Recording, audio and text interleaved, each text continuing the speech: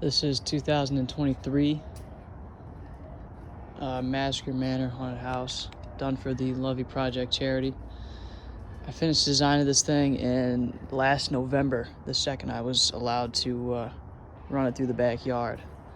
And this is one of the first things I did, is a photo op with the logo on it, coming through the rocks here. I did this by a lot of dry brushing, and these are just foam panels that I carved out to get some texture, detail, and then I used some stains on it to get it to pop. Have a little nastier look as well. This facade was pretty basic, just more brickwork, a lot more texturing with spraying water and then using a heat gun to chip away at some of the foam. And then again, I painted it, dry brushed, and then I put a stain on it. Right now, it doesn't have, I have these flame things that go behind the windows here that make the building look like it's on fire. And then this up here is just permablood with the MM. So stepping in, you kind of begin outside a mansion. I painted this wall 2 years ago, spray paint, and a little bit of lime work. And then you enter into the mansion. You kind of end up in this foyer. Hands coming through the walls, candles hanging, a lot of gauze hanging around. Stepping into this was kind of a dining room scene. The entire garage was built in roughly a week before our first opening night, so it's a little bit less than I wanted. But here I've got 2 skeletons in here, made with trash bags and a heat gun, and then I put wood stain on them to make them look decayed before using a web gun and spraying all over in here to get that decaying look. Somebody jumps out of this painting here. If I open this, it's just an actor box back there. Here's another skeleton here. More web work. Stepping through, you kind of go through this one of 2 spider tunnels in here. Like you're going deeper into this building and you're not really sure what's to come. You can hear noise on the other end. Bricks, really beat up doors, a lot of stuff hanging down here. Some guts on the walls, like somebody's been up to something. And these vines, or whatever you want to make of them, because it's dark. Some thought they were guts as well. And then here we have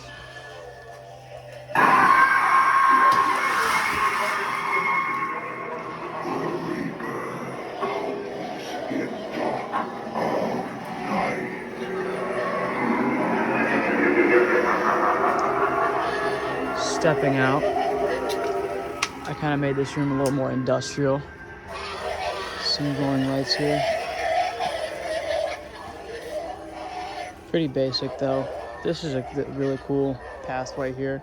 You can see both entrances and exits to the tent maze, surrounded by corn here that guides you through this graveyard here. Some of our graves got taken out by people coming through, but that happens.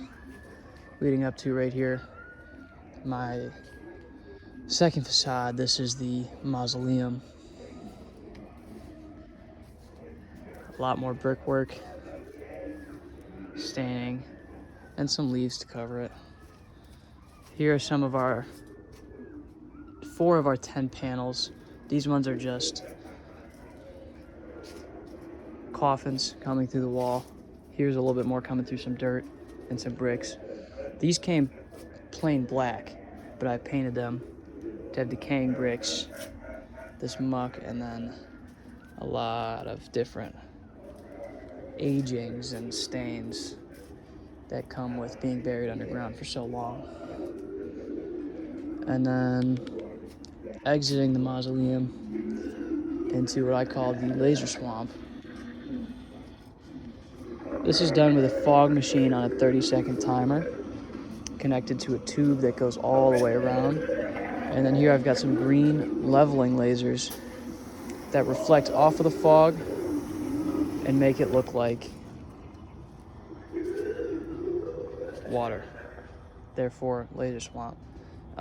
Most of the times I had a couple kids in ghillie suits or zombie masks that would slide around underneath you when the fog was thick. And you couldn't see them until they jumped up right in your face. Here's some more spider webs made out of beef netting, stretched and then just cut with scissors. Some of them to hide the lasers.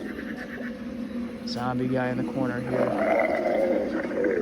And then entering into the tent, we have the other spider tunnel. Somebody can come through the wall here, reaching through the spider webs. A couple of mummies in here, just lining the walls, all spider webs. And then in the corner here to cut off your walkway, I put a jumping spider. That leads you to this room here, which is a hallway of decaying wallpaper, vines coming down at the end, and actors can jump out of these paintings. Here I've just put actual wallpaper up and then torn away and painted at it as if something's creeping in from the next room, which is the pumpkin cave. Here are some more panels I fluorescent painted to reflect with the black light here. So these guys are glowing, leading you to this guy at the center of the room. I tried it with my bigger rooms, keep the walking distance at a maximum to keep you in here for longer. We've covered the walls with camo netting and then a layer of other background behind it. Another corpse I did, but this guy I painted black and then dry brushed different greens on there to bring out the texture in him. And he's also got an eye rolling back in his head. And he's kind of growing into the wall here using some pool noodles that I fitted through him, coming down his spine there, through his legs. This guy is also fluorescent painted on the pumpkin parts of him, so he glows and sticks out a little bit more.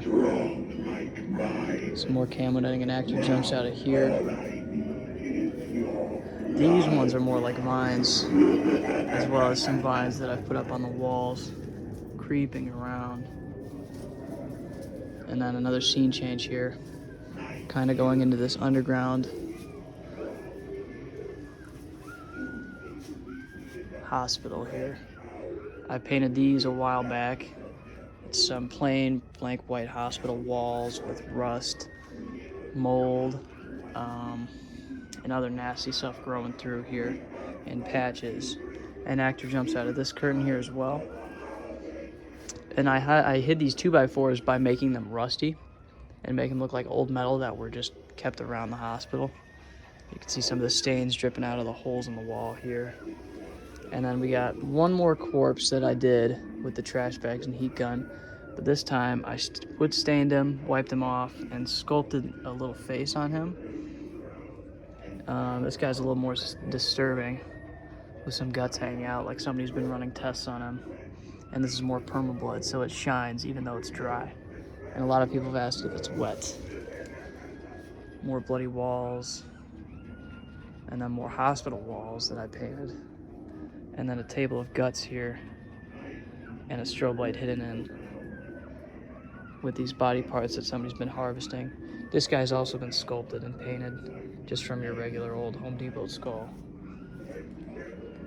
This here sits up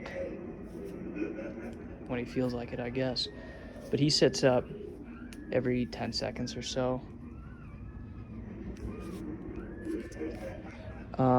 See, I hid these 2x4s that were made for support by rusting them and having this guy tied up to these two metal poles. And he's also been a Spirit Halloween prop that I detailed, and then I added some guts hanging out of him, as if he's been put up here after being cut up. This is another good room that people love. Hanging body bags, a classic.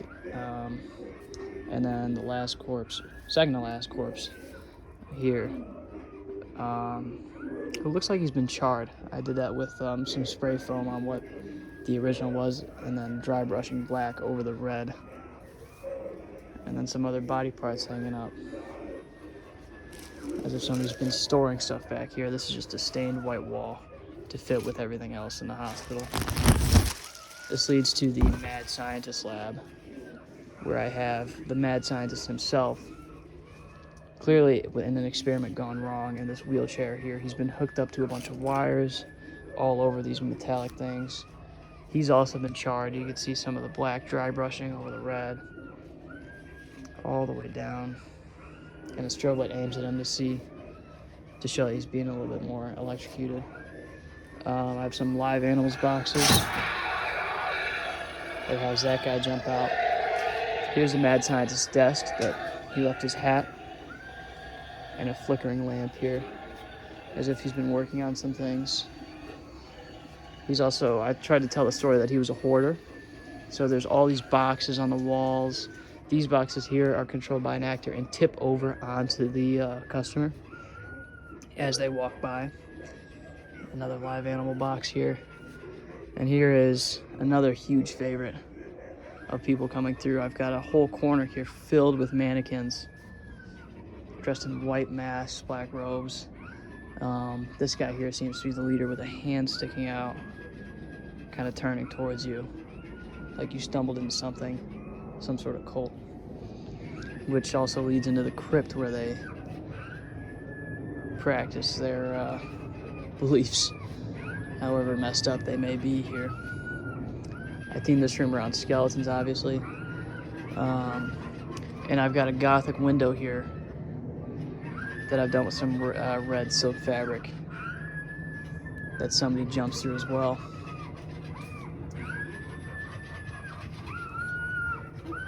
Large blocks of stone, bricks, and then this guy at the end here, who seemed to fit this room best. And then this leads to the exit of the tent, although this isn't the exit of the haunt because I've got a long, dimly lit orange path up here where it's one of the places where I had one of my actors dragging a shovel on some of the bricks here to kind of lead you into an even bigger scare, which basically chased you out was a very loud chainsaw that I had. And usually they either hid behind this retaining wall here or in this corner here, but you'd be led up to we like to call it the murder shed, and they would step out and chase you through here, but not many people get to appreciate just a lot more gore in here. It's pretty bloody. All of these are detailed spirit props that I bought or saved up over the years and decided to add some more of my own touch to it. A bucket of guts here as well. A bloody axe and straw all over the floor. Other body parts hanging. There's the shovel. Blood over these burlap walls. But many people would be rushed through it and chased out. I also left a window here for people in line to watch the end of the haunt and see people run for their lives out here towards the photo op again and this body bag in a wheelbarrow.